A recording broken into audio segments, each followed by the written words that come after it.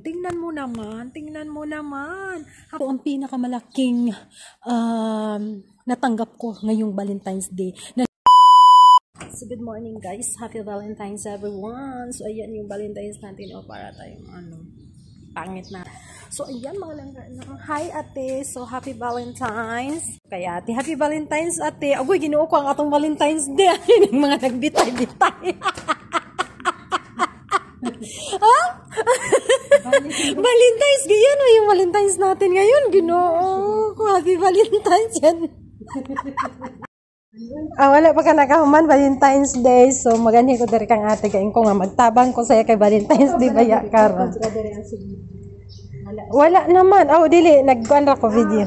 So, muna siya guys. Happy Valentine's Day guys. So, muna siya ko ipakita sa inyo. Muna siya mong Valentine's Day karon.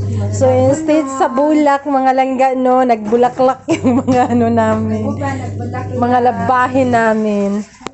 So, mauna siya guys, no. Ako yung mga luuya na mga OFW, mga pangit pa. So, mga langga, no. Yan yung tunay na OFW. Yan, dami naming labahin. Magsampay na ako, ate. Galing lang natin ng East Coast. So, dito tayo ngayon. Naglalabas si ate ng guys. Ayun. Siya pwede nga tingubon mo. Kailangan siya separate. So, ganyan si ate maglaban. Sabi ko, tutulong ako sa kanya. So, dali lang, ayusin muna natin yung pagmumukha natin. Uy, mga panty doon. Uy, ginuho ko na nakita na. So, itong room na to guys is laundry room to siya. Laundry area to siya dito na. Ayusin muna natin yung buhok natin. Pasensya na kayo guys. Ito talaga yung reality namin dito. Ang papangit namin. Hayaan nyo na guys. Basta kayo happy Valentine's sa inyong lahat. Ayusin ko muna yung buhok ko. Hindi ako nagsusuklay guys. Pag nagsusundo ako, naghahatid ako sa school. Pagising ko. So, ayan mga langga, papangit talaga. Okay. So, ayan mga sa pag-uli na ako ng Pilipinas, din ako kahibaluman laba. Kaya, di man ko na patabang dere. Ako dana, be. Maghalay.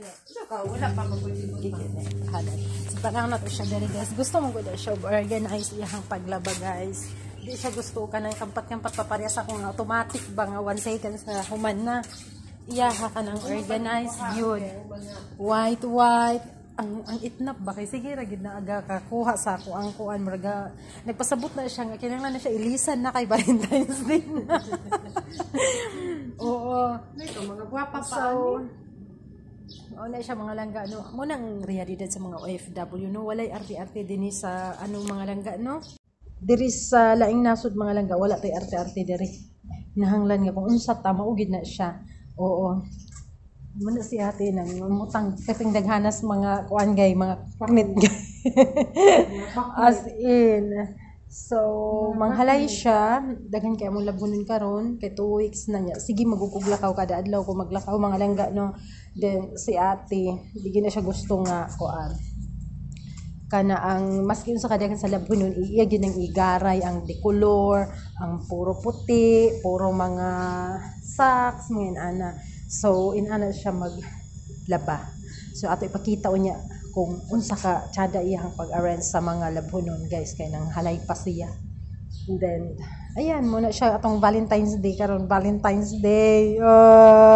Happy Valentine's Day, mga kakwaknet dyan. So, ayan na nga mga langga, nahalay na lahat ni ate yung mga gamit namin. Tingnan mo naman. Happy Valentine's Day. Ayan lahat, nakaka-organize yan lahat ng mga damit namin guys, no? From, anong tawag dito guys? Mga pants, kung mga pants lang siya. Pag mga t-shirt lang siya. Pag mga white lang siya. So, salo talaga ako sa aking ate, mga jacket lang siya. So, ipakita ko lang talaga sa inyo mga langga, no? Ganyan si ate, kaya ayaw niya akong ipalaba mga langga.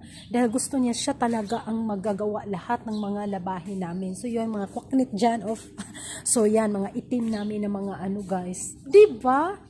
Grabe, minsan lang makakakita ng mga kapatid na mga ganyan, mga langga, no, na ano talaga sa mga kapatid, yung tinuturing ka talaga, mahal na mahal ka talaga niya. So, ang iba sasabihin na spoiled ako. Hindi kasi nga, hindi naman talaga, tutulong naman talaga ako. Kaso lang si ate talaga, ganun talaga siya. Gusto niya na siya lang talaga ang mag-organize kasi ayaw niya, halimbawa, makasira ng ano, parang ganun ba, kaya minsan naaawa talaga ako sa ate ko mga palangga, no? Kasi nga, sobrang kabaitan niya, minsan inaabuso na siya sa kabaitan niya. So, thank you so much sa pagmamahal ate, sana ganun tayo, no? So, ito ang pinakamalaking natanggap ko ngayong Valentine's Day, na naubos lahat ang mga labahin ko mga langga, naubos lahat ng mga damit ko na mga marurumi, dahil araw-araw po ako naglalabas kasama si amo. So, shout out dyan sa kay ate, shout out dyan sa mga labahin, no? So, ayan ang mga langga, no? So, hope na ganun din yung mga kapatid ninyo, no? Nagmamahal sa inyo ng totoo at tunay. So, thank you for watching. Bye-bye!